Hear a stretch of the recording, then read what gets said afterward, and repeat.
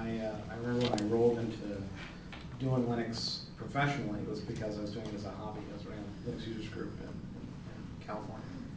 And before that, I worked on tandem mainframes and the rest. And the idea that I could make it into a full-time job was extremely appealing because I enjoyed it. I loved it. It was fun. But I never had an aha moment until it was forced upon me through just the success that Linux enjoyed, whether it was open source companies doing well in the market or just how wonderful the internet could be when paired with open source. And in some ways, the only real aha moment I could say is that open source in combination with open standards and protocols make the internet what it is today. And they are not separable. One couldn't have flourished without the other. And so whenever anyone uses the internet, they should be having that aha moment too.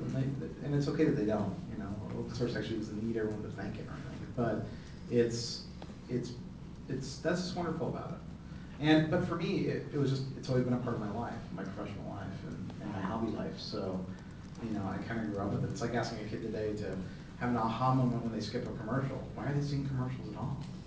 You know, I mean, between TVs and all the rest. So, literally, when my daughter was like 4 or 5, we went on a trip and the hotel had a television, and she turned on the television and she's like, "Mom, what are these stories in between the stories?" She really didn't know, and I was like, "Oh, those are commercials. People buy those to pay for the television that you get for free." She's like, "Why don't we see them at home?" I was like, "Oh, well, we skip them, or we buy them directly so you never see them." "Oh, okay. That's really weird, Dad." You know, and that's kind of how I feel about open source. When I see somebody say to me, "Listen, I want you to pay $12,000 for this piece of software, and it's not yours. I get to keep it, and I get to sell it again and again and again, and you don't get to control your destiny." I think, gosh, that's really weird, isn't it? Isn't that just weird? You know, and that's the great thing about Google, because, you know, if you look at our code base and how we did things, it's really about control, right? It's about, no one can tell us, you need to pay us per CPU. Because we're like, wow, that's really weird. That doesn't make any sense, you know? So, there you go.